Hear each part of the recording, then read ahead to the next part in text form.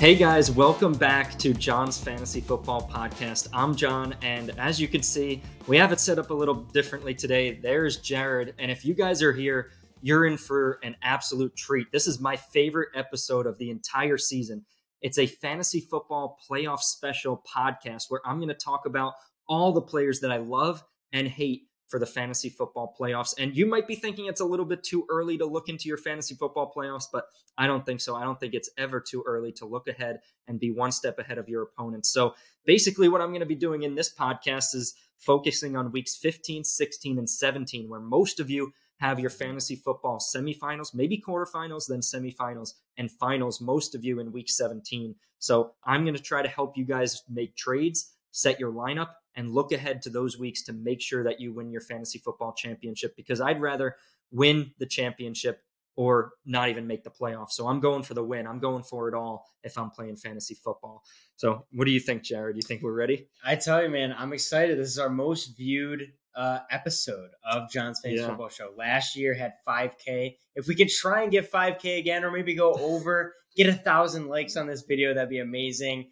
It's one of my favorites because you're actually preparing for the playoffs before anybody else even thinks about it. Yeah. This is perfect. Week 11, you get to prepare for the playoffs. I'm excited.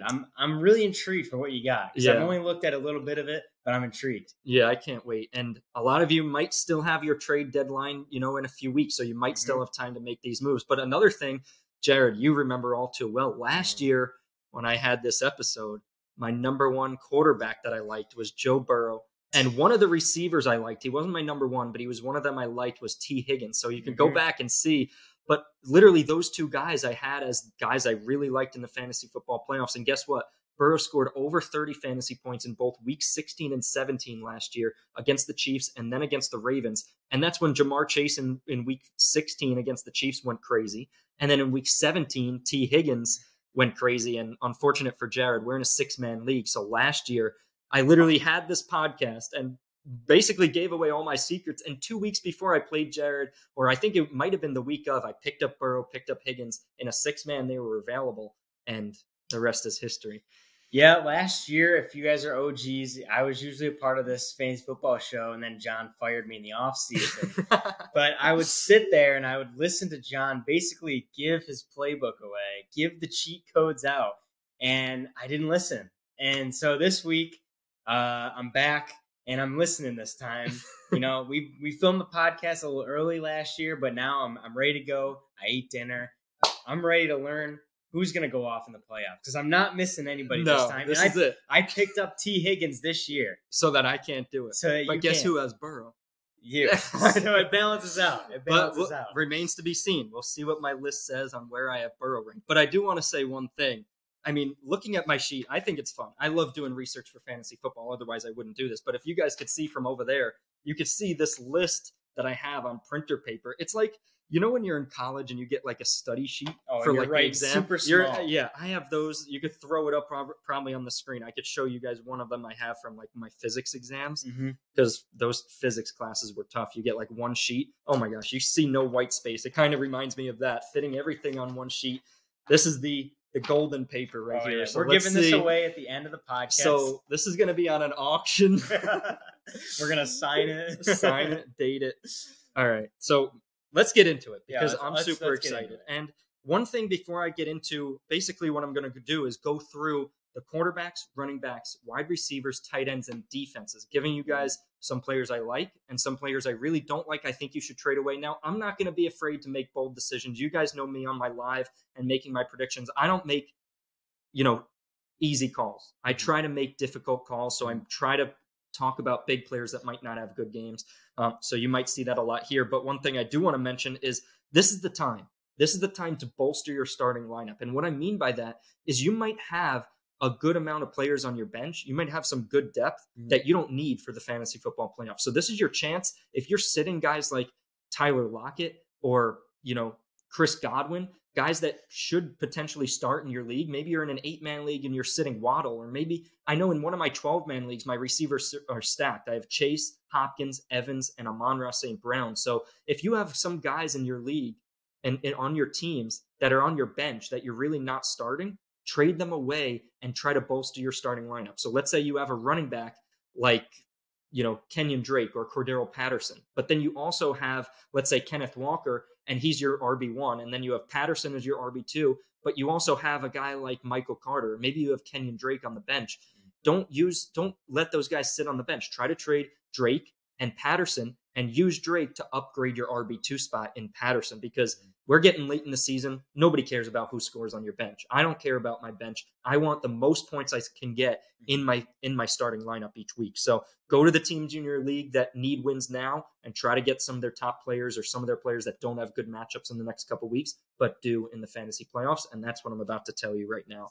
So I'm going to start with the quarterbacks. So what I'm going to say for the quarterbacks is I'm excluding, for players I like and don't like, I'm excluding the top 3 quarterbacks. So I'm excluding Josh Allen, Patrick Mahomes, and Jalen Hurts. If you have those 3 guys, you're already keeping them. Don't trade them away. And they're not going to be on my really good or really bad list here because you're already probably keeping them. So the 3 quarterbacks, I have 3 quarterbacks that I really like for the fantasy football playoffs. Number 1 this season is Lamar Jackson. And the reason is because in week 15, he plays the Cleveland Browns. He's away, but they give up the 18th most fantasy points to quarterbacks. Then in week 16, he plays the Falcons at home, 9th most fantasy points to quarterbacks. And then week 17, they play the Pittsburgh Steelers at home again, 6th most fantasy points to quarterbacks. So it's really important for quarterbacks and defenses especially to be at home in week 16 and 17. And I like that for Lamar at home in week 16 against Atlanta and 17 against Pittsburgh. 2 defenses that haven't been great this season. So I like Lamar into the home stretch. Now, he does have a couple tough matchups in the next couple weeks, but I like him for the fantasy playoffs. So if you have him, I'd keep him. If you don't have him, maybe you extend an offer for him. Number 2 is Justin Fields. He's been on a tear lately. I think this week against the Falcons, he's going to have another 25, 30-point fantasy game because the Falcons haven't seen a running quarterback like Fields, and the Falcons really can't tackle. But you might be saying, John, well, in week 14, Fields has a bye, right? But in week 15, he plays the Eagles, and then in week 16, he plays the Bills. They give up the second least and third least fantasy points to quarterbacks. So aren't you worried about Fields? I'm actually not. I'm actually pretty excited about those matchups because those are matchups that he needs to throw the ball. He's going to need to score points in those. Eagles score points, Bills score points. So if teams score points, he's probably going to need to throw it. Probably going to have to rush the ball a lot. They can't just run the ball with Montgomery. They're going to have to throw the ball. Fields is going to have to scramble. And then in week 17, he's playing the Detroit Lions, who he just put up a 40-burger on last week. So most fantasy points to quarterbacks. So Fields is my number 2. My number 3 is Dak Prescott. In week 14, he plays the Houston Texans. Week 15, the Jacksonville Jaguars. Week 16, the Philadelphia Eagles, who you might think is a tough matchup, but he had 22 points again against them at home last year. He's at home against them in week 16. And then week 17 at the Tennessee Titans, they give up the 4th most fantasy points to quarterbacks. So those are some quarterbacks that I like for the fantasy football players. Maybe try to reach out to teams in your league that have them. But some quarterbacks you might want to give up for them. My number 1 dislike quarterback for the fantasy football playoffs is Joe Burrow. Might be surprising. He's had some good weeks. He has a decent matchup this week against the Steelers, but I'm really concerned about his playoff matchups. I have him in 2 leagues, and I'm trying to get rid of him after this week and make other plans at quarterback. So in week 15, he's at the Tampa Bay Buccaneers. Their defense has been playing better. I expect the Bucs to play better after their bye this week. And then in week 16, at the Patriots in Gillette Stadium, they're about in the middle of the pack, giving up the 14th most fantasy points to quarterback. But that's in the middle of the pack, and going to the Gillette in late December is not always easy. And then in week 17, the Bengals are at home, but they're playing the Buffalo Bills, and the Bills' defense hasn't been great, but they've had some injuries. So by then, the injured guys should be back. I'm worried about Burrow in those last 3 weeks of the season. I'd try to trade him. And in one of my leagues, I'm trying to trade Burrow for Lamar, and you might actually be able to get that done maybe right now, maybe after this week. If Burrow has a good week against the Steelers, I'd do that. The second quarterback I don't like for the fantasy football playoffs is Tua Tagovailoa. Might be a little bit surprising. He's got Tyreek. He's got Waddle. John, don't you think he could score a lot of points?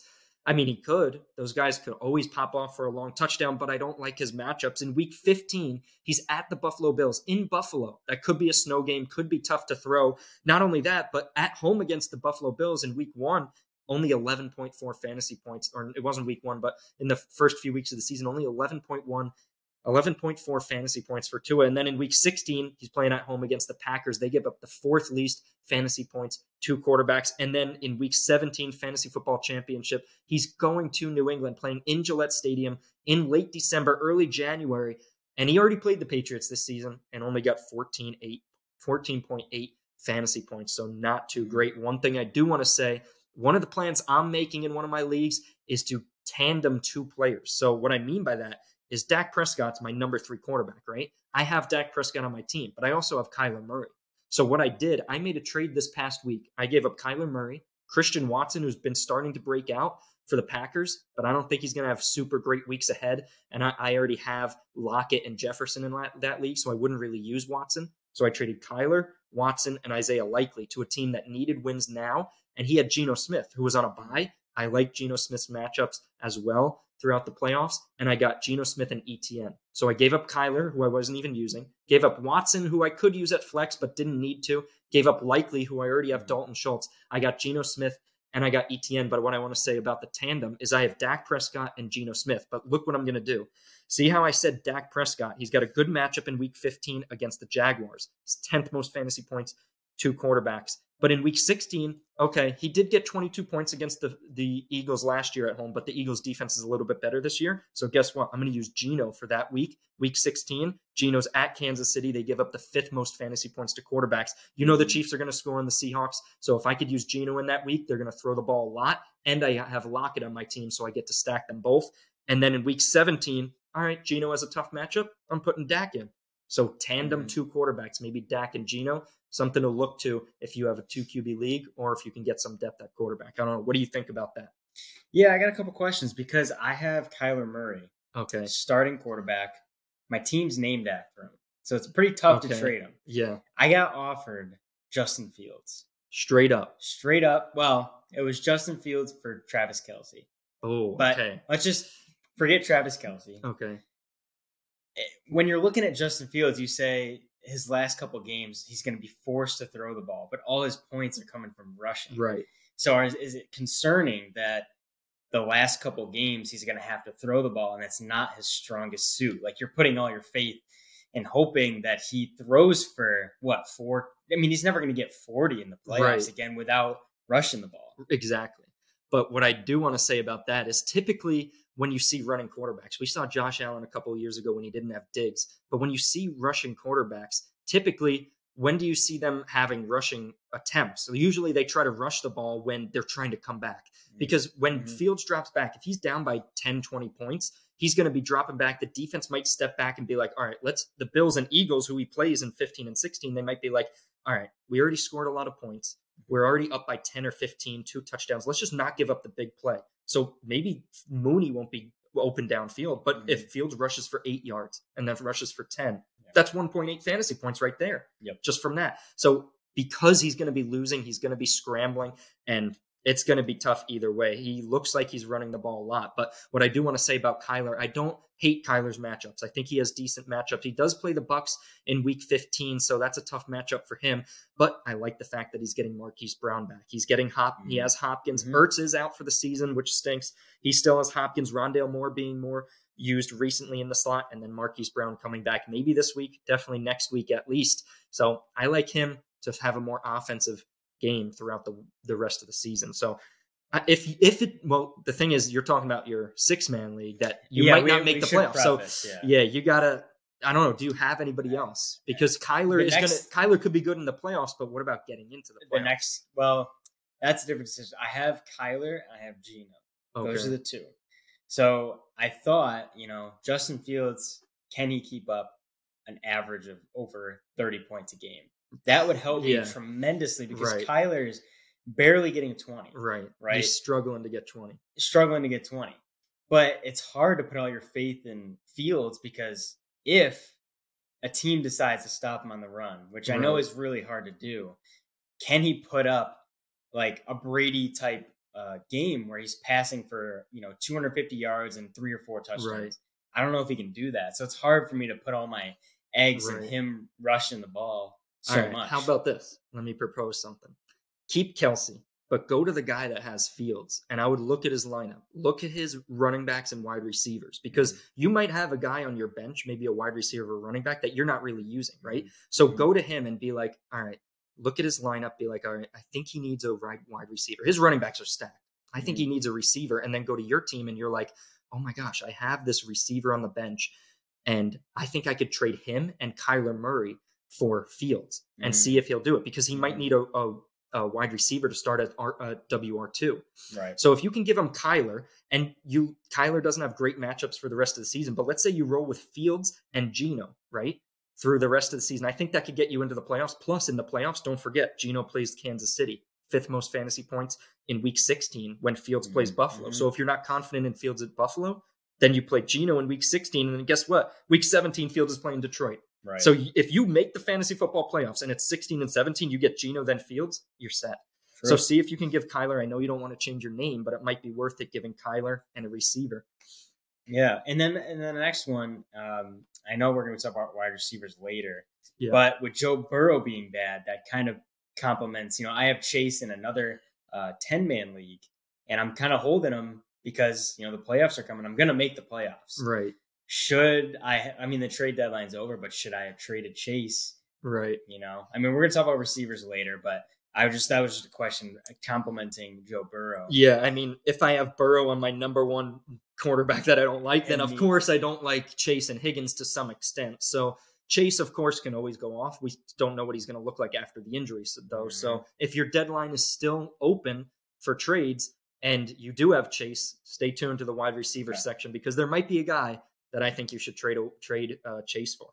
Well, that kind of parlays into the running backs, because we're going to see another Bengals player. We will see another Bengals player. I guess Mixon, you already kind of mentioned it. Not Chris Evans. Ian on this list. No, you're not, unfortunately. But yeah, I'll get to running backs right now. So when I talk about running backs, I'm also excluding the top 4 running backs. Like I did for quarterbacks, I'm excluding Eckler, CMC, Barkley, and Chubb. Those are the top 4 running backs so far this season. I'm excluding them from this list because if you have them, you're already keeping them. You're already starting them for the fantasy playoffs. They already have pretty decent matchups, and they're basically matchup proof. So you're definitely keeping them. But I want to mention some other guys. My number 1 is Derrick Henry. That's pretty obvious. If you have him, you're definitely keeping him. If you don't have him, you can try to get him. It might be tough, but extend an offer, see what happens. I mean, Henry had a rushing touchdown, passing touchdown on Thursday night. I mean, look at his matchups. Week 14, at home against Jacksonville, 9th most fantasy points to running backs. In week 15, at the Chargers, 3rd most fantasy points to running backs. And then week 16, at home against Houston, the most fantasy points to running backs. He already put 35.8 fantasy points on them a few weeks ago, earlier in the season. But week 17, tough matchup at home against the Cowboys. They give up the 4th least fantasy points to running back. So that is tough, but that's not something you're trading Henry away for. You're going to have to hope he can get to 15 or 20 in that game, but you're going to start him anyway. So he's my number 1. Number 2 is probably going to be surprising because he only had one good game this whole season. It's Alvin Kamara, and he has great matchups in the fantasy playoffs, but it's all about, are the Saints going to use him? They added David Johnson. He's kind of old. Mark Ingram been banged up, but I think Kamara is going to be used more. Hopefully he'll be used more in those fantasy football playoffs, because in week 14, he has a bye. In week 15, he plays Atlanta at home, 12th most fantasy points to running backs. In week 16, at Cleveland, 2nd most fantasy points to running backs. So I like him there to get you week 15 and 16 into those fantasy football finals. He has a tougher matchup at the Eagles. They're in the middle of the pack in terms of fantasy points allowed to running backs, but I still like Kamara getting you into the fantasy football playoffs and potentially into the fantasy football championship with good matchups in week 15 and 16. Another guy I like is DeAndre Swift, and there's been a lot of buzz about him because they really haven't used him. The Lions they seem like they're scared because he's going to get injured. He gets injured a lot. They don't want to give him a lot of touches. They use Justin Jackson, Jamal Williams. Now, I know Swift is on my list, but I want to caution you not to give up too much for him. Don't go ahead and give away too many good players for Swift. But if somebody in your league is low on Swift and is just annoyed at him that he's not getting used, see what the value is. If you can get good value, trade for him because he has great matchups in week 16 and 17.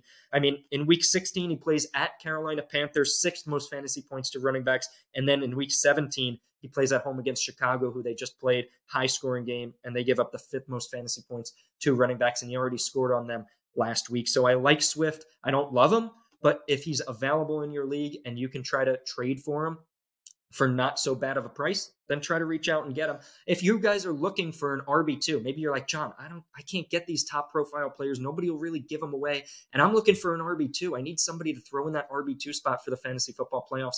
Maybe take a look at Michael Carter. I know the Jets, they had a bye last week, but they're doing pretty well.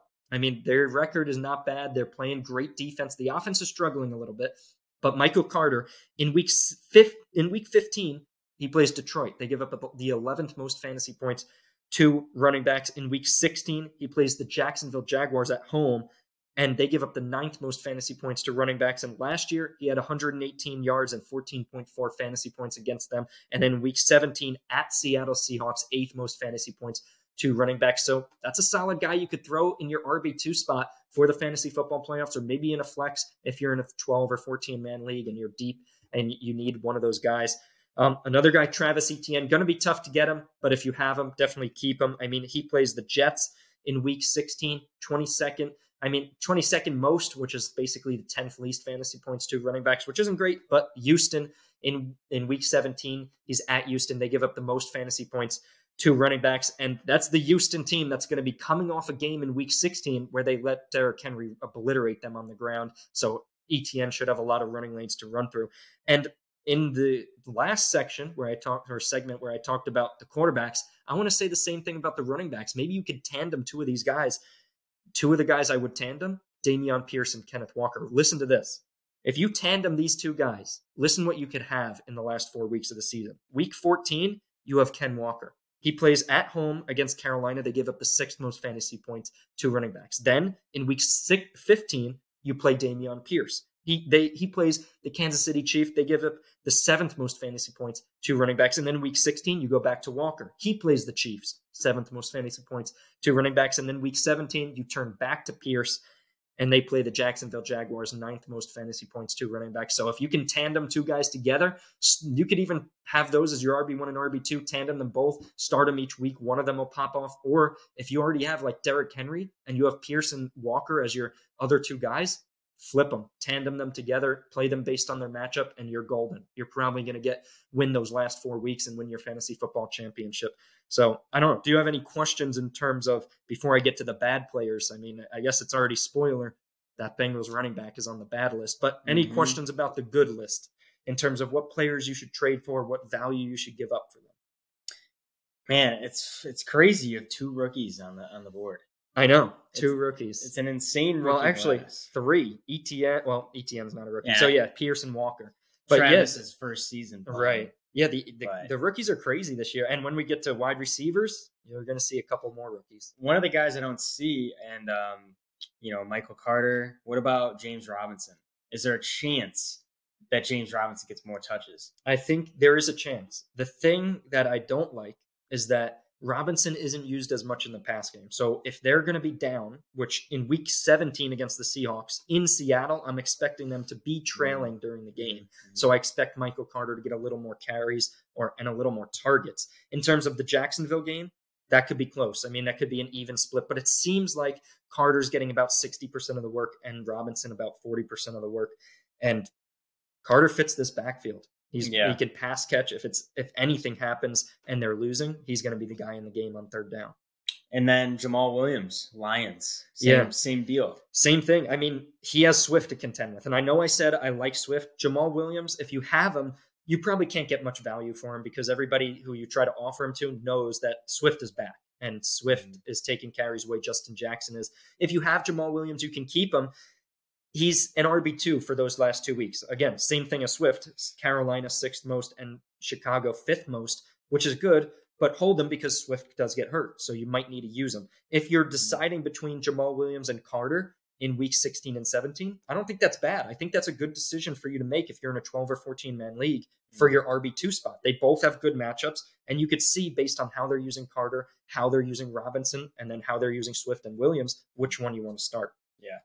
Okay, let's get into the bad. There's one player on here I don't see, and I'm concerned because I have him. All right, so my number one, it's spoiler. I mean, Joe Mixon. A lot of you guys might give me some heat for this. Last week they had a bye. Five touchdowns, 4 rushing, 1 receiving, 55 fantasy points. One of the best fantasy performances we've ever seen. I think it was a fluke. I mean, the guy hasn't been that good all season. If you saw this coming, you must be a genius because I didn't see it coming. I mean, the thing is that Mixon has tough matchups throughout the rest of the season, and especially in the fantasy football playoffs. And you might be able to trade him for great value because with those 55 points, he jumped into like the top 7 running backs for the entire season. So you might be able to get good value for him. I mean, look at this. Week 15, he plays at Tampa Bay Buccaneers. They give up the second least fantasy points or third least fantasy points to running backs. Then in week 16 at New England in Gillette Stadium, they give up the second least fantasy points to running backs. And then in week 17 at home against the Buffalo Bills, Bills give up the 15th least fantasy points to running backs, which is in the middle of the pack. And the Bills haven't been good on the ground lately. Last week, Dalvin Cook had a great game. This week, I expect Chubb to have a good game because Tremaine Edmonds, their starting linebacker, is out again. So I like Chubb this week, but Tremaine Edmonds should be back definitely by week 17. So I'm worried about Mixon. I think in week 17, that could probably be his better game out of the 3, but I'm still really worried about him. I mean, other than last week when he had 55 points, Mixon only beat his projection 1 time all season. Oh, he's been terrible. He's been horrible. Remember Caleb sent us that article that they've been running the ball when they should be passing. Yeah. And it seems like he's running the ball. I don't know if it's the play calls or if it's him, but he's running right up the middle. At least when he scored 55, he was bouncing it outside, and maybe they'll start to do that more. But how do you play? We're in week 11, and you only have 2 games that you beat your projection. That's not my RB1. I don't want that. Maybe you guys do. I'm not confident in that. And a guy that just scored 55, if I could trade him away and get one of the top 4, Eckler, CMC, Barkley, or Chubb, I would do that. Even if the guy in your league won't do that trade, Mixon for them straight up, maybe you do it for Henry. Maybe you do it. Maybe you give Mixon and a bench guy, like, I don't know, you could give like a Michael Pittman, Mixon and Pittman, and get Barkley, get Chubb, get Eckler, get CMC, one of those guys. So don't be afraid to be like, oh, Mixon, I can't get one of the top 4. They just won't do it. I'll just go for I'll just do Mixon for Swift. No, I wouldn't do that. Swift I like, but Mixon definitely is being used a lot more in his offense. And, Nick Chubb, hasn't really been that great as of recently. Like, he gets touchdowns. It's great, but he's so touchdown dependent. Right. And when he doesn't get one, it's like he doesn't even get like 12. But the thing is, Watson's coming back. Watson's going to return week 13 against the Texans. Does that help Chubb? Yeah, that helps. Because you might be thinking, oh, well, that might hurt Chubb because they're just going to throw the ball. No, it's always better for all players on an offense when the team can move the ball down the field more. You have more confidence in Watson, right? Moving the ball down the field than Brissett. So if they can take some pressure, if the defense is game planning against the Browns, when Watson comes back, they're going to be like, all right, we might need to step back a little bit, protect the pass a little bit more because Watson's a better thrower. And then that might open up a couple more rushing lanes for Chubb. I like Chubb. I'd do Mixon and Pittman for Chubb right now. Yeah, and I don't know if you guys watched the Monday night game with Tennessee and the Packers, but Henry wasn't doing that great. No. I mean, maybe he was getting 3 yards a carry, right? So what they were doing was on third down, they had like a perfect third down conversion rate, just passing the ball on out routes. So they got to the 1 yard line on just passing the ball. Yeah. And I could see where the Browns could pass the ball the whole game, get to the 1, 2, the 5, and then just hand it off with Chubb, and he gets the 7 points. Yeah, that's basically the formula that they're going to probably take. And mentioning that, I know I haven't got my tight ends yet, but I like those players in that offense. Amari Cooper late in the season. I like David Njoku late in the season. If you guys can, if somebody dropped Njoku because he was injured, pick him up. I mean, with Watson coming back, that's great upside, especially for a tight end position that's been atrocious this year, unless you have Kelsey. Yep. Lastly, as we wrap up the running backs, Dalvin Cook, where is he on this list? Dalvin Cook is not all the way up there. He's not all the way on the bottom. I like him. I have his schedule right here. He's got the Colts and week 15, the Giants week 16, Packers week 17. Yeah, I mean, the Colts looks like a good matchup. They give up, the 10th most fantasy points to running back. But at the same time, the Colts have, over the last 3 weeks, they've given up the least yards per carry out of any defense. So guess what? They're getting better. Maybe all those fantasy points they gave up were in the beginning of the season. So I'm a little bit worried about Cook there. He plays the Giants in week 16. The Giants on paper, I know you guys, I think, what is that, the 28th most or something? Giants? 29. 29. So it's going to say third, fourth least fantasy points to running backs. But if you're playing the Giants, anybody can have a good game. The Giants defense is good, but it's not great. So if you have Cook, you could try to trade him away. Let's say I would be willing to do Cook and a guy like Pittman or Cook. Really? and a guy like McLaurin to get one of these top 4 guys. Not Cook for them. No, tandem Cook with like a Pittman or Cook with another running back. Try to get one of these top guys because you want to. If you can get Henry, I mean, that's a no-brainer. You're going to win week 14, 15, and 16.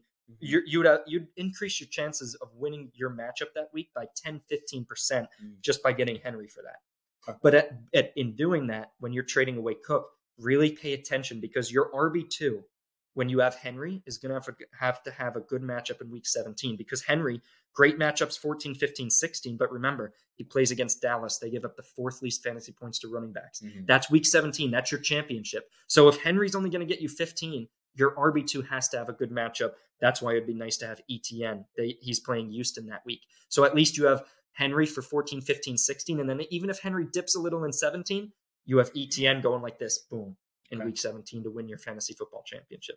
So the last running back I have on my list for bad is Josh Jacobs. He has good matchups in the next couple weeks. I'm not going to lie, but I don't like him in the fantasy football playoffs. In week 12, he plays the Seahawks, 8th most fantasy points to running backs. And then in week 13, he plays the Chargers, 3rd most fantasy points to running backs. But in weeks 15, 16, 17, tough matchups, kind of similar to Mixon, but a couple different teams. But I think it could be even a tougher slate of games. In week 15, he's home, but playing the Patriots, 2nd least amount of fantasy points to running backs. In week 16, he's going to Pittsburgh Steelers, and they give up the 8th least fantasy points to running backs. And then in week 17, you do not want Josh Jacobs on your fantasy team. He plays the absolute best run defense in the NFL. He's playing the San Francisco 49ers. They give up the least amount of fantasy points to running backs. So if I have Jacobs, I mean, ideally, if I had Jacobs, I'd wait till after week 13 and then trade him. But most of you guys probably don't have a trade deadline that late. So you might have to give up Jacobs now after a good game last week, because I don't think he's going to have a great game this week against the Broncos. I mean, him and Devonte are used a lot in this offense, but it's still great defense as he's playing. Like I said, it'd be ideal if you can wait until after he plays the Seahawks and Chargers, but you might not be able to. You might have to trade him away now. Giving up Jacobs, honestly, if you had to do it now and your trade deadline was basically this week, I would do Jacobs for Kamara, because it might be tough for you to win a couple games in the next few weeks, but if you do make the fantasy football playoffs, Kamara has great matchups in 15, 16, and then I think he has a much better one in week 17 as well. So Jacobs for Kamara I would do, or Jacobs and add a bench player to get Henry or get one of the top guys. You, depending on how good that second player is, you actually might be able to do that. And that's definitely doable. I mean, Josh Jacobs is almost top 5 this season. So Kamara is not even top 10. He's right behind the edge. So if someone's looking at Kamara and saying, no, he's not really producing how I thought he would, but Jacobs has been consistent. Right. Someone's going to see that and say, oh, I'd rather have Jacobs. Right. And even in that, you can test it out. Like I always say to people when they ask me on the Patreon, they're always like, oh, should I trade this guy for this guy? I always say, if you know the people in your league that you're playing with, talk to them about it first. Because in our league, us guys are pretty close. So I always talk to them before I make the trades with them. So talk to the guys in your league if you can and see, oh, how do you feel about Kamara? Or ask them about their receivers. Maybe they don't like one of their receivers that you think has upside. So what if you can give up Jacobs? Kamara had 9 points 2 weeks ago, 7 points last week. What if you can give up Jacobs and get Kamara and maybe like a Christian Watson or some flex guy that you might actually use in the next few weeks? I mean, like the last 2 games for Kamara, 9 and 7, right? So if you're looking at Josh Jacobs and Kamara, you'd much rather have Jacobs. Yeah, you'd much rather have Jacobs. Right. So then if someone's like, really, you want Kamara? Right. I'll give him to you for a top 5 running back. Sure. Exactly. So yeah, feel them out, because if you just send it, then you're like, all right, I got Kamara. But if you talk to them, you could be like, that's all about the fantasy strategy. You have to be good at negotiating, approaching the people, and don't ask them straight up like, oh, I want Kamara from you. Don't tell them that. Say, how do you? Because they're going to be suspicious. Yeah, they're going to go, wait, what is Kamara doing that I don't know? Exactly. So just go to them and ask them about the receivers, ask them about that secondary player that you want, and be like, Jacobs has been doing really well, but I don't know. I want to take the chance on Kamara, and I need that second receiver. So that's the only reason I'm doing the trade, is because I want Jacobs. Like I need a running back, but I need that second receiver that you have. So that's the only reason I'm doing it. I don't really like Kamara, which you really don't until the last couple of weeks. So try to do some negotiating there, but that's the running back. So Let's flip the page over, and we'll go to receivers, which the most important this is the position. most important position in fantasy football. And I can't wait for it. This is super exciting. I mean, you guys might kill me. A lot of buzz about Devonte Adams. And I've been talking about him a lot. I said, if you need wins now, trade him away. He actually had a good game last week, 48-yard touchdown. Without that, he would have had about 15 fantasy points. But he did get that. So he got about 30 fantasy points, which was great for all of you that had him. I still don't like him for the next couple weeks. But if it seems like you are probably going to make your fantasy football playoffs, or you're going to, then keep Devonte Adams, because he's my number one receiver for the fantasy football playoffs. Say it again. He is my number one fantasy football receiver for the fantasy football playoffs. Okay. I really like Devonte Adams, and let me tell you why. Before I get to that, I am excluding the top 4 receivers from this list. So Tyreek Hill, Stephon Diggs, Justin Jefferson, Cooper Kupp, the top 4 receivers I'm not including on this list. And Cooper Kupp, I will say, he's done, right? I think he's done. They put him on IR, so he's out at least 4 games. But the surgery that he got, the injury that he has, it's typically a 5 to 6 week recovery time. And 6 weeks would be the fantasy football championship. I don't think he's coming back. I mean, for him to come back, it would be a little bit rushed. And they're not going to be playing for anything. They're not going to be playing for anything. They are atrocious. Yep. There's just nobody. Odell crossed him off the list. He's not going there. So basically, I'm excluding those top 4. But Devonte Adams, the reason I really like him is, guess what? Week 16, he plays the Pittsburgh Steelers. Second most fantasy points, 2 wide receivers. That's going to help you a lot to win your champion or your semifinal game. And the Steelers, they give up touchdowns to the second.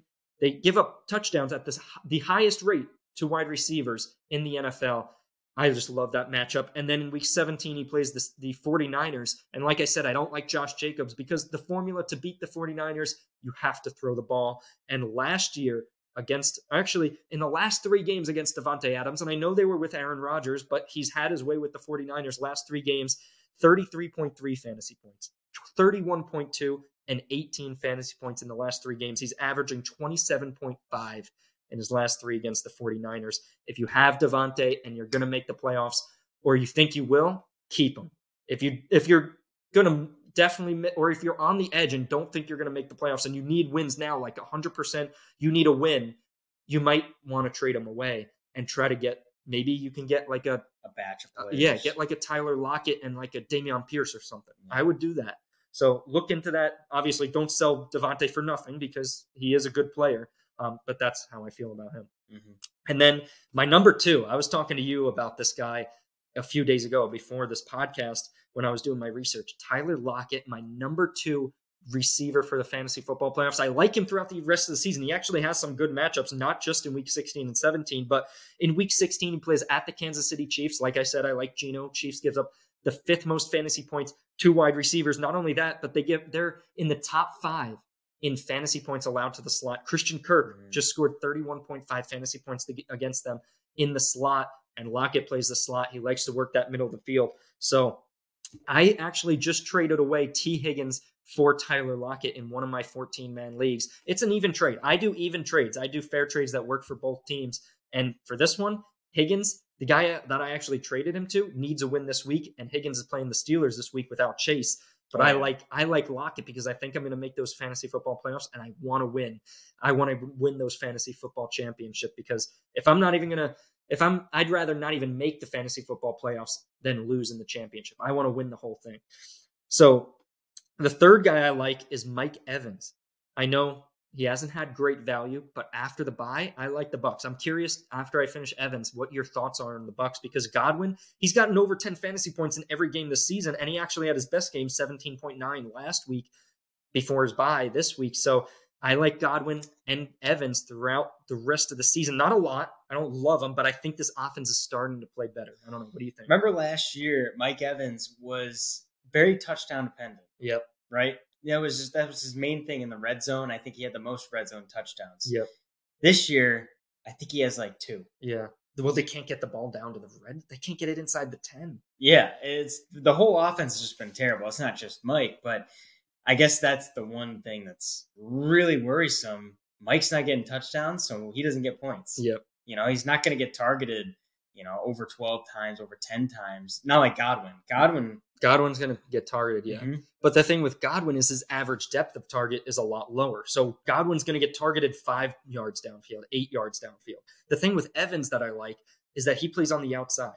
Remember that game against the Panthers where he dropped that deep ball? Yes. You never see Godwin going deep. So I like Evans in that respect. He goes deep. He's touchdown dependent, but he's targeted in the red zone. Godwin had his first touchdown of the year last week. Mm-hmm. That's worrisome for me for Godwin. I still like him, but I like Evans more. And in week 16, he plays the Arizona Cardinals in Arizona. So with Marquise Brown back, DeAndre Hopkins back, I think that could be a high-scoring game. And then in week 17, he plays the Carolina Panthers, who he did drop that touchdown pass, but had 18.6 fantasy points in that game. Mm-hmm. And he had 26.9 fantasy points against the Panthers in one game last year that he played against them. So he does have his way against the Panthers. That's basically averaging 22 fantasy points per game against the Panthers over the last 2 seasons. So I like Evans in that respect.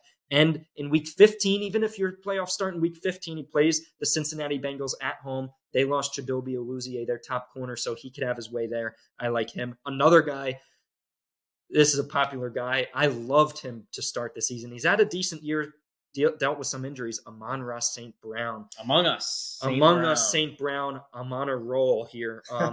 Week 14, he plays the Minnesota Vikings at home, 3rd most fantasy points to wide receivers. Plays the Jets in week 15. I mean, the Jets is an interesting one. So they play, or I don't know if I mentioned this about Lockett, but one thing I want to say about the Jets. So Amon-Ra plays the Jets in week 15, 27th in fantasy points against a wide receiver. So basically, they give up the 5th least fantasy points to wide receivers. So you might be like, John, Lockett plays the Jets in week 17. Amon-Ra plays the Jets in week 15. Why do you have these 2 guys on your list if Sauce Gardner's been locking down all these wide receivers? Well, Sauce Gardner plays on the outside. You can't get lost on the sauce if you're not in it. You can't get lost in the sauce. So, I mean, when you see the Seahawks playing the Jets in week 17 at home, who do you see Sauce being on? I see him being on DK Metcalf on the outside. Lock it and work in that. That was my first question. If you got DK Metcalf, are you worried?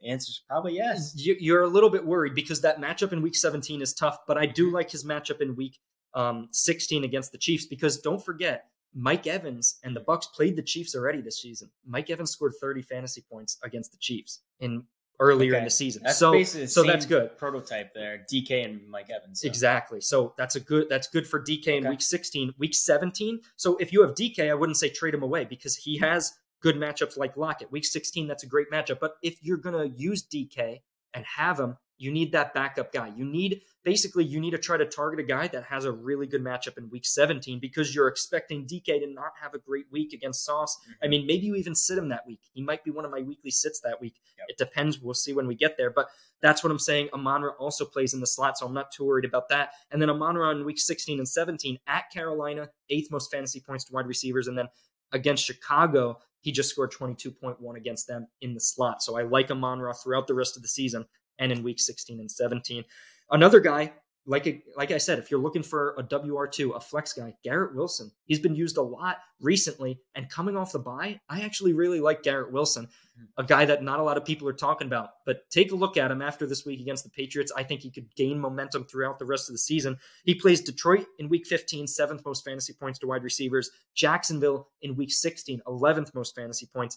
And then Seattle, week 17, they give up the 7th least fantasy points to wide receivers, but most of that is because of Trayvon Woolen, that rookie. Remember that long, tall rookie that intercepted that pass from Fournette to Brady? He's good. He plays on the outside. Garrett Wilson typically lines up in the slot, so I'm not really worried about that matchup. Another guy who hopefully you guys trade for him while he was hurt, but Marquise Brown is back. I dropped him. You dropped him, and guess who picked him up? No, this guy right here. That's not fair because I can't make the playoffs yet. I'm not there. Right. So I need to make it right now. So I had to free up a roster You did. spot. You needed some wins, and you actually got a couple wins, right? So, I mean, I like Marquise Brown, and the reason is because I made this post on TikTok when Marquise Brown, before he got hurt and DeAndre Hopkins came back, I said, a lot of people were like, oh my gosh, trade away Marquise Brown because Hopkins is coming back. Like, they're just going to target Hopkins. I think it's the opposite. a lot of defenses, the top corner is going to be on DeAndre Hopkins. We've never seen a number 2 cornerback on Marquise Brown. He's always been the number 1 on his team. Now he'll be the number 2 without Ertz there. Ertz is out for the season, and the top cornerback on Hopkins.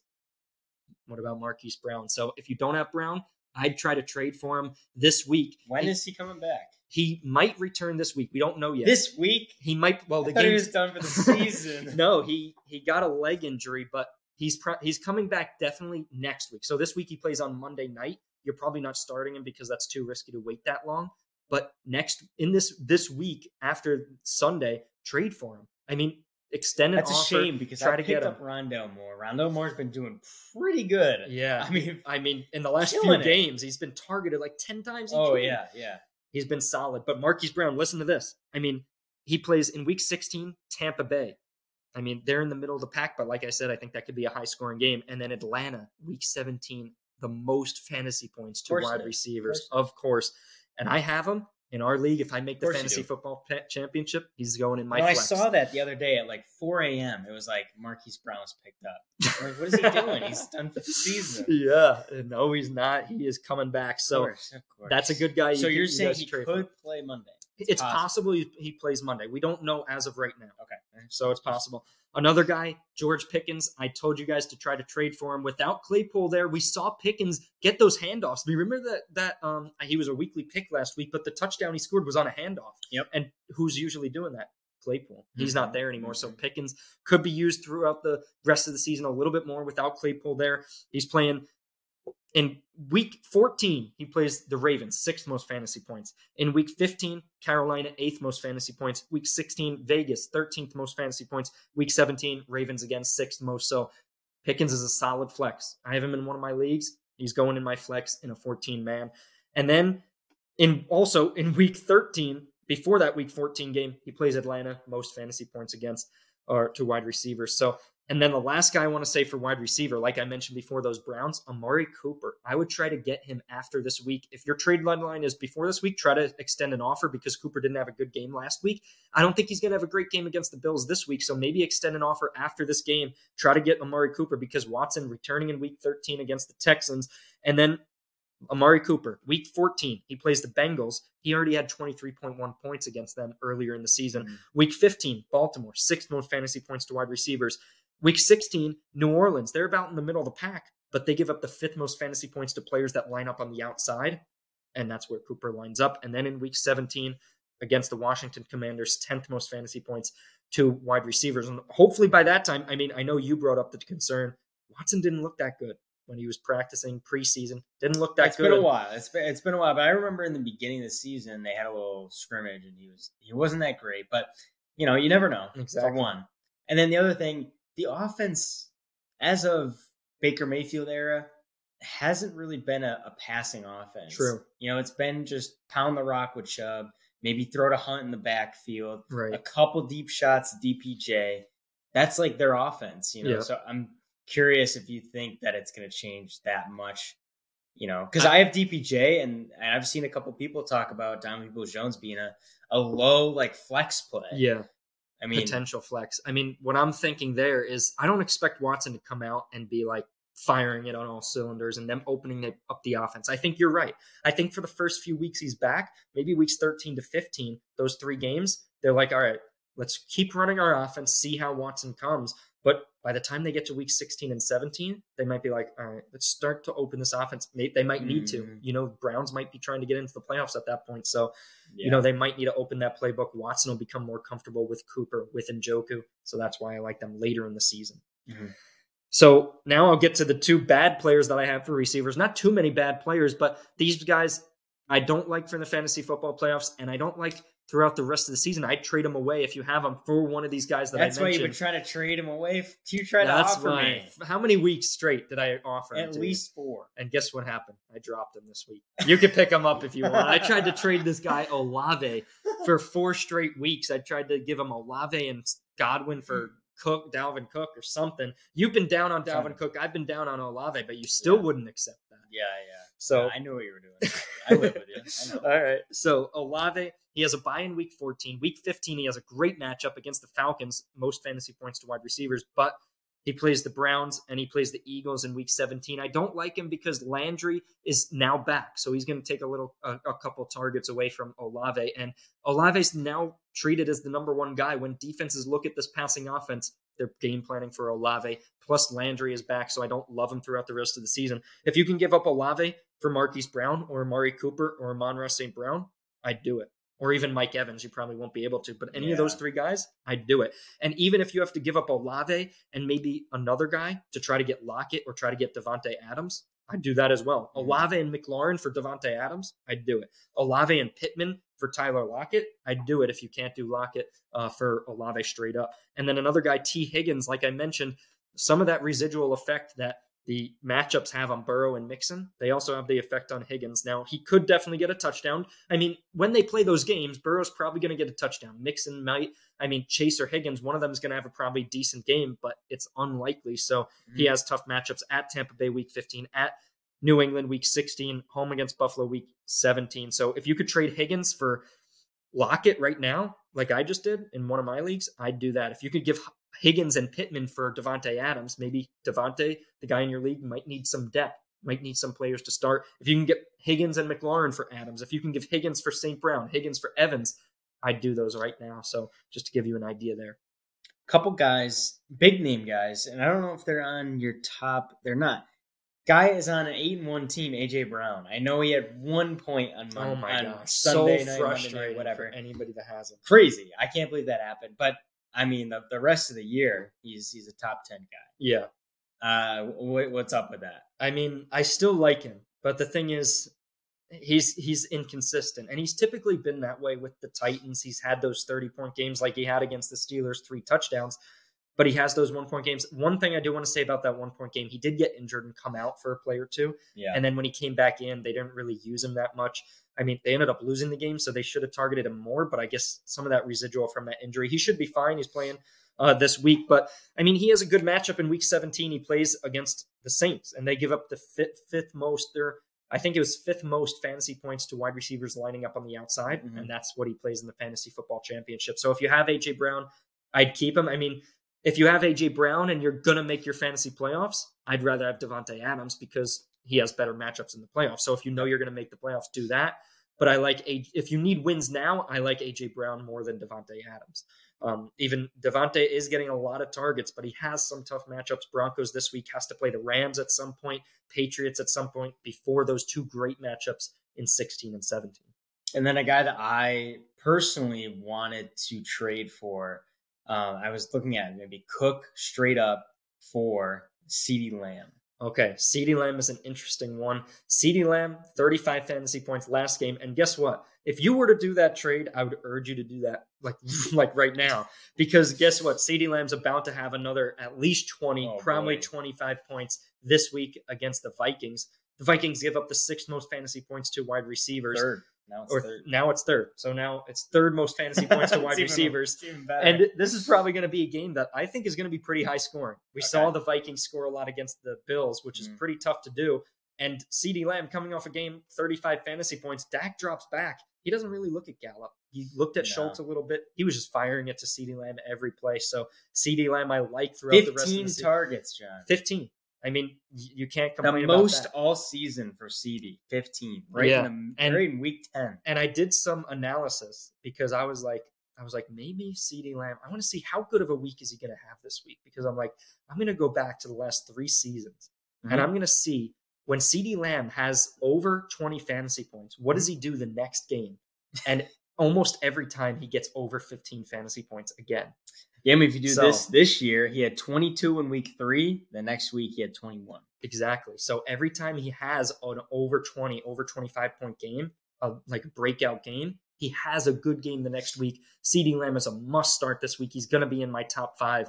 So that's just some interesting statistics layer, looking into some different things. But that's really interesting. CeeDee Lamb, I mean, if you need wins now, you could trade a guy for CeeDee Lamb so you could have him for tomorrow's game if you need a win this week. One more thing before we get into tight ends. Kadarius Toney. Okay. A guy that's popular right now because Juju's out. Yep. Do you see people picking him up? Maybe they're like, oh my God, I got to steal. Like, this guy's going to be good for the rest of the year. Right. Or is he just a one-stop shop guy. He's just going to get the points this week and then be gone. I think it's a little bit of both. So what I will say is Juju's out for this week. Hardman's on IR, so Hardman's out for the next 4 weeks. Juju, that was a pretty scary concussion that he had. It kind of was like what Tua had. So who knows? Juju is ruled out for this week. He probably won't play next week if I had to guess. But this gives Andy Reid the perfect opportunity to draw up plays for Kadarius Toney. But I know a lot of you guys watching probably hype up Toney a lot. I mean, we've seen it throughout our TikTok channel, but we got to remember, Toney, he's only has 1 touchdown in his career, and it was last game. He's really only had 1 good game. Exactly. He had 1 good game last year. Remember when he was my weekly pick against Dallas, and nobody knew about him, and he had 25 fantasy points, and then 1 good game this season. So he hasn't been consistent, but now he's on the Chiefs. So we get to see him. I will say one thing. If you have Kadarius Toney, he's probably going to be a weekly pick this week. I don't usually pick players on Sunday Night Football because we like to post a weekly pick result video before that Sunday night game because everybody's watching their TikTok and paying attention. But I might have to have Kadarius Toney as a weekly pick this week because he's basically a must start. Juju out, Hardman out. I think he's going to have a great game this week. But throughout the rest of the season, I think he's a solid flex. I mean, if the guy in your league that has him doesn't value him that high, you might want to try to get him because – like I said, Andy Reid, at this point, he doesn't have Hardman or Juju. So he's literally sitting down in his office watching film, and he's like, I need to draw up plays for Toney because he's basically the most electric receiver we have. Valdez-Scantling is not going to get it done, and you can't target Kelsey every play. And Hilaire was only on the field for 6 snaps, so you can't just all of a sudden be like, all right, Hilaire, we're going to throw it to you every play. No, Toney, he's going to draw up plays for Toney. And then guess what? Even when Juju comes back, even maybe when Hardman comes back later, he's still going to have that sheet that has Toney's plays on it, and he's going to be able to use it. So I like Toney for the rest of the season, and I like him probably almost as much as like an Amon-Ra St. Brown, Marquise Brown. He's in that tier. I mean, you got to think Patrick Mahomes leads the league in passing yards. Right. He's got to pass to somebody. I mean, he's got to throw to somebody. That's what I'm thinking. And then, Kelsey does get a lot of the red zone touches. That's fine. But you got to get into the red zone. Toney might not get all the touchdowns, but remember, Hardman is used on those tosses. You know those plays where Mahomes snaps it and then tosses we got to it remember forward? He's a gadget guy. He is a gadget guy. So Hardman with that speed coming across, that's Toney. Toney could get a couple touchdowns like that. So I am very high on Toney. I will say that. All right, let's get into the tight ends because it's been abysmal. Oh my gosh, it's been horrible. It's just that one goes down after another after Waller. Waller injuries. Just does nothing. Waller, I mean, I'll talk about those 2 guys that I have on my bad list. I think you should drop. You shouldn't even have them on your team anymore. And they're big name guys. It's embarrassing to have them on the bench. It really they aren't is. worthy of a spot. No. They should be standing up. Yeah, they should be stand up. You don't even get a spot on the bench. You don't get a chair. Grab the water for somebody or something. So for the tight ends, I'm excluding the top 2 tight ends, Kelsey and Andrews. If you have them, you're obviously starting them and keeping them throughout the fantasy playoffs. My number 1 for tight ends is Dalton Schultz. Don't say it. Dalton Schultz was a tight end that I was telling you guys to target in the preseason. He literally just has been injured most of the year. But guess what? Last week, 17 fantasy points, scored a touchdown. He was getting targeted a lot by Dak. He had a touchdown? He had a touchdown. So he's been playing well. His best game of the season so far. Guess what? He plays Minnesota Vikings this week. Could have another good week. But in the last 4 weeks, he plays Houston. They're in the middle of the pack against tight ends. Jacksonville also in the middle of the pack. Philadelphia, he plays in week 16 at home, which you might think is a tough matchup, but it's actually not because earlier in the season when Schultz didn't play, Ferguson, their rookie tight end, came in for Schultz, 4 catches, 40 yards, and a touchdown. That's 14 fantasy points right there. That's already over what Schultz would be projected. And then in week 17, when I like Dak Prescott, I also like Dalton Schultz against the Tennessee Titans, 9th most fantasy points, 2 tight ends. My second guy is Tyler Higbee. And you might be like, John, the Rams suck. Why would you say Higbee? Well, they got to throw to somebody too. Kupp is not there. Kupp's gone. Allen Robinson, do you trust him? Because I don't trust him. Van Jefferson, he drops Cooper passes. Kupp 2.0? No, Ben Skoranek, I don't like him. There's nobody. Odell's not going to go there now. They're going to have to throw to Tyler Higbee. And I know he has a tough matchup this week against the Saints. They give up the absolute least fantasy points to tight ends. But you might have to offer for him this week because he's going to get a lot of targets this week as well. I mean, you could wait till next week to trade for him. But in the last 4 weeks of the season, Vegas, in week 14, 5th most fantasy points to tight ends. He does have a little bit of a tough matchup in week 15 at Green Bay, 5th least fantasy points to tight ends, but they're going to have to throw the ball. Then Denver and the Chargers in week 16 and 17. About middle of the pack matchups. So not amazing matchups that pop off the screen, but he's going to get targeted. He's going to get 10 targets a game. And if you have a tight end that could get 10 targets, I'd go with it. Golden. 3 is Tyler Conklin. That's another guy that is also deep. I wouldn't go trading for him, but pick him up because if you have that spot, you might want to take the chance on him. Later in the season, has good matchups. Week 15, Detroit, 3rd most fantasy points to tight end. Jacksonville in week 16, 18th most. And then Seattle, 2nd most in week 17. So a guy you might be able to throw in there. That's if you're desperate.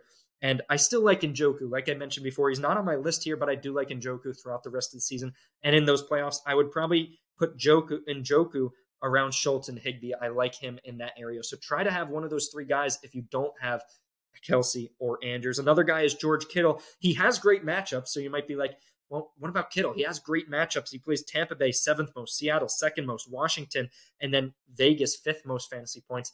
But the thing is, they have a lot of mouths to feed in that offense. Elijah Mitchell getting carries, CMC out of the backfield. What about Debo back? What about Ayuk? What about Kittle? It's tough. I mean, if you could give away Kittle, honestly, you know what I would do if I had Kittle? I'd try to give Kittle for Mark Andrews. Mark Andrews has been hurt, probably coming back this week. Even if the guy won't do it, maybe give a bench player. Maybe that guy that has Andrews also needs an RB2. You can give him a player. He might need a WR2. You can give him a bench wide receiver that you're not even using. Try to use those bench players to tandem with those starters that you have to increase and upgrade at that starting position. So Kittle has good matchups. I'm just worried about his usage. And then the 2 guys that I have bad are Goddard and Waller. Like we said, I think they should be dropped. Goddard probably won't come back until week 15, but when he does come back, he has insanely tough matchups at Chicago in week 15, 4th least fantasy points, 2 tight ends, and then Dallas, 7th least fantasy points, 2 tight end, and then New Orleans, 2nd least fantasy points, 2 tight ends. The last 3 weeks are atrociously tough for Goddard. Coming off an injury, would have to be reintegrated and establish himself again into this offense. I say drop him. I mean, even if you want, maybe you could trade him. Maybe somebody in your league would want him. Try to get Higbee, try to get Schultz, try to get Njoku, and giving up Goddard. But he is injured, so try to get one of those top 3 guys. And then Waller, he even if he comes back, he has super tough matchups. So I don't trust Waller. I'd drop him. I had him in one of my leagues. Already dropped him. I picked up Schultz, so I'm good. I had Waller, drafted him. It's been infuriating to say the least. Yeah, it's been so frustrating. And you know what I did? I dropped him after I heard the news. Okay. I picked up Foster Moreau. Yep. Thoughts? That's good. I mean, he had a decent game a couple weeks ago. The thing is, with Waller now on IR, Renfro got put on IR last week. We did see the offense last week. It basically just got targeted to Adams and Jacobs. But Moreau's going to be open in the middle of the field. Yeah, he had a good game. So Moreau is definitely a solid streamer, but the thing is you have to be careful because Waller might return. He comes off of IR after week 14. So if he does return for those last 3, Moreau's unusable. So definitely look ahead to that. Maybe he gets you to the playoffs. Right. He might be able to get you enough to get to the playoffs, but maybe you could pick up Conklin. Or maybe in a couple of weeks, if your deadline hasn't passed, you could trade away Moreau and a bench guy to try to get Higbee or try to get Schultz. Or maybe you trade Moreau for Higbee right now. Yeah. Something like that.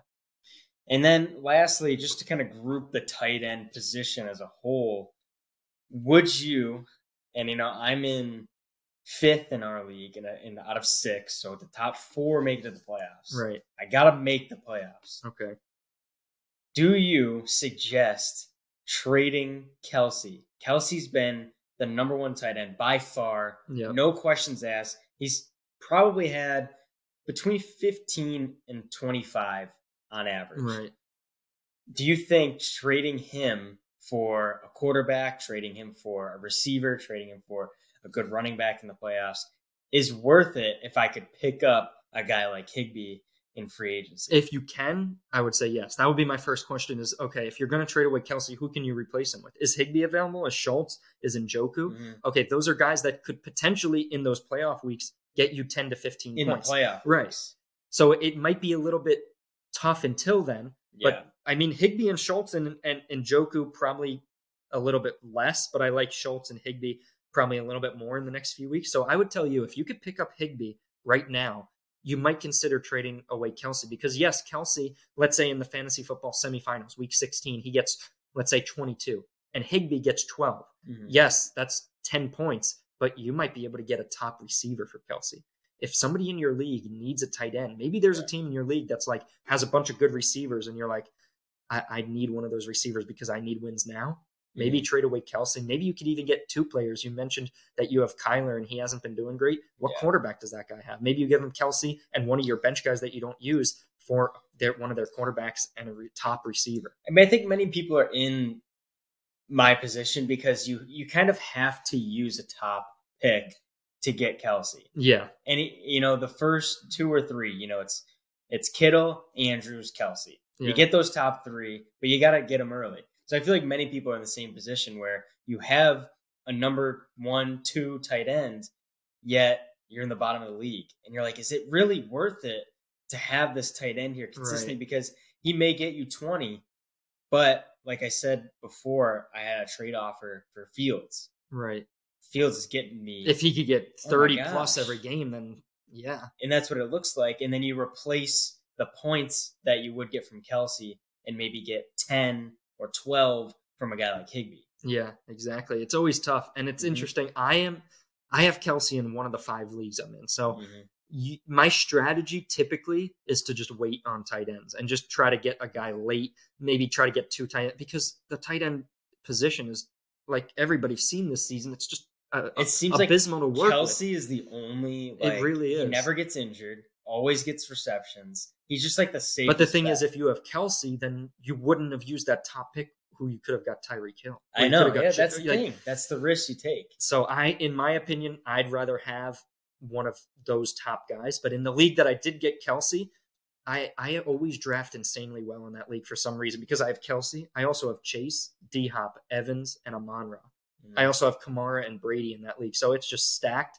So I never needed to trade away Kelce. But typically, that's in a 12-man league. Typically, I would trade away Kelce, or I wouldn't even draft a top tight end because they're always tough.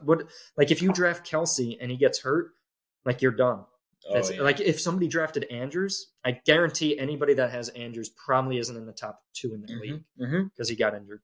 I know. Well, let's get into defense because, as everybody knows, defense wins championships. Defense wins championships. You guys might be thinking, defense doesn't matter. They're projected 8 points. If they get me 5, I'm happy. Nope. No. You need points in the fantasy football playoffs. And I should even have a segment for kickers on here. Why don't you? I know. I mean, that's tough to predict, but I mean, Nick Folk. That's all you need to know. Nick Folk. If he has a matchup against Jets or Colts, play him in the fantasy football playoffs. The guy's automatic. He doesn't miss, and the Patriots always get into the red zone, get stopped, and then Belichick is like, even if it's 4th and inches, let's take the points. Let's get Folk fantasy points because my son has them. So for defenses, I have 2 defenses that I really like. I have the Baltimore Ravens and Tampa Bay Buccaneers. So the Ravens, like I said earlier, way back in the beginning of this podcast, I talked about Lamar Jackson being at home in the fantasy football semifinals and finals. And I said that's really important for quarterbacks and defenses.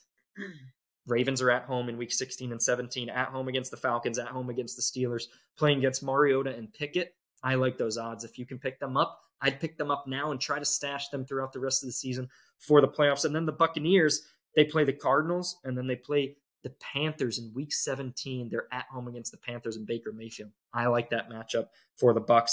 And then, like I mentioned in a couple other segments, tandeming, getting that tandem of 2 defenses together. If you have the Broncos and Chiefs, that's a good one because in week 14, you could play the Chiefs. They play the Broncos, 6th most fantasy points against defenses. And then in week 15, you use the Chiefs again. They give up the 9th most fantasy points, or no, they're playing the Texans. They give up the 9th most fantasy points to opposing defenses. And then in week 16, you use the Broncos. And they play the Rams without Cooper Kupp. They give up the most fantasy points to opposing defenses. And then in week 17, you switch back to the Chiefs, and you do the Chiefs against the Denver Broncos at home, 6th most fantasy points to running back. So I am also doing that in one of my leagues. So tandem Broncos and Chiefs.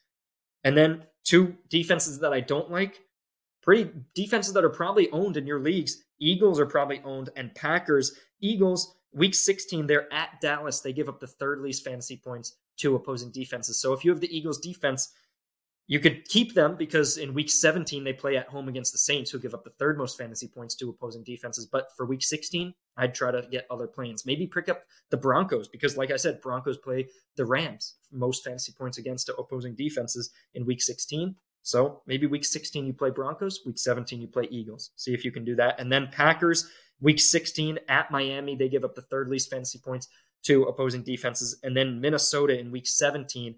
And the Packers already played Minnesota and had 1 fantasy point in that game. So I don't like the Vikings or I don't like the Packers or Eagles either. One team, the Minnesota Vikings. I talked to you about this earlier, but I'm going to do it on the show. They play Colts week 15. Then they play Giants week 16. Packers week 17. Colts are second most. Giants are 19th most. And Packers are 8th most. Pretty good, right? Yeah, that's not bad. Do you have any concerns? I don't have any concerns. That's a solid defense. So if you wanted to pick up Vikings, I'd like that because my Giants are good, but the Vikings do have a good floor. So if you're looking if none of these defenses that I mentioned are available, I do like them. I mean, the Colts, I think the Packers would probably be my biggest concern there. I like them against the Colts. I like them against the Giants, but Packers, I know they beat the Packers and they're winning their division, but what if the Vikings already have the division locked up at that point? That's a good point. That's a really good point. Packers might want to annihilate them, really come back. Yep. Packers have nothing to play for at that point. They just want to beat them to the ground. It doesn't matter if second string is there. Your defense, you still have their defense in your lineup, and their fantasy points are going to be against you. And have you mentioned the Patriots? I haven't mentioned the Patriots, and the reason is because the number one defense. They are, but they have tough matchups. I mean, they're playing Are they matchup proof? Well, no, they're not matchup proof. They are good, but I would try to find better options. And I'm kind of contradicting myself here. I know because the thing is, I'm saying sit Burrow and don't have Mixon because they're playing the Patriots. But then I'm saying don't use the Patriots defense. And the reason is because I don't think the Patriots defense is going to do that great, but I don't think it's going to do that bad. It's going to be good enough to hold and contain Burrow, Mixon, Higgins to not a lot. They're not going to let them go off, but the defense won't do well enough to get 10, 15 fantasy points. So that's where I'm concerned. I mean, they have a decent floor, but if it was me and I had the Patriots defense, I'd try to get Ravens or Bucks. I mean, they are the number one defense. So maybe guys in your league don't really want to trade defenses, but maybe after this week, Patriots play the Jets. They have a great game. Maybe you trade them away for the Ravens defense. I know that sounds crazy. Why would you trade defenses? But you could. You could. And in a 10 or 12, you definitely could. I mean, I think Patriots are going to have a great game because I think they intercepted Wilson three times. Yes, 3 times. So it could very well happen again, and they get above 10 or 11 points. Yeah. So, and then Dallas. You have Dallas on here, right? I don't have the Dallas defense on here. I do like them throughout the rest of the season. They have a couple good matchups leading up to the fantasy playoffs. But they're a solid defense. I actually have in one of my leagues in a 12-man, I have the Ravens and the Cowboys defense. Mm-hmm. And those are the defenses I'm going to run with throughout the rest of the season. So I'm going to basically play up based on matchup. In week 16 and 17, like I said, I like the Ravens, but Dallas, if they're at home, their defense usually plays well. So I might stream them. Okay.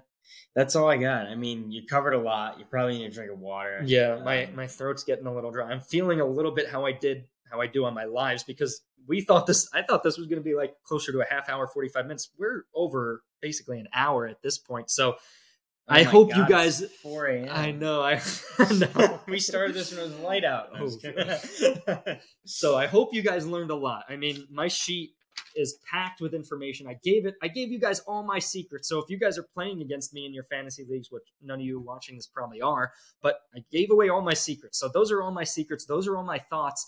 I hope you guys can make these trades and try to use this information to win your fantasy football league. So it is week 11. Week 11 Sunday is tomorrow. So thank you guys for watching this video. I really appreciate you guys being here. As always, head over to the Patreon because if you guys are looking for fantasy advice throughout the rest of the season, join the Patreon. There's only 1 month left in the season. So this is the perfect opportunity to join the Patreon right there. Join the Patreon, and it's only for 1 month. So you can get your questions answered by me throughout the week to help you get into the fantasy playoffs. and win that fantasy championship. So thank you guys for being here. Jared, I appreciate you joining me on this segment. Thank you for having me on. Yeah, I think it's important for bring up different perspective, ask those questions, and we could talk about the fantasy teams that we have in all of our leagues and what we're doing. It's a real honor, and the fact that I'm right on the border of making the playoffs. I want to know who I should start to make the playoffs, but also how to win the playoffs. Not only do you have to get in, but I don't want to just get in. I don't want to be the Cowboys. Just getting into the playoffs. You cannot be the Cowboys. I want to win it. It's okay if you get into the last playoff spot. But you need those good matchups in the playoffs. Just give me a chance. Just get in and then boom. Because if you can just slide in, but you have some good matchups, boom, you can go from wild card to winner, like the Super Bowl New York Giants. Yes, that's true. They did it twice. So on that note, play like the Giants. Get into that wild card spot. Have good matchups. Look ahead. Get at one step ahead of your opponents. And thank you guys for being here. And as always, good luck in your matchups. And just enjoy this week of football. Thanks for being here.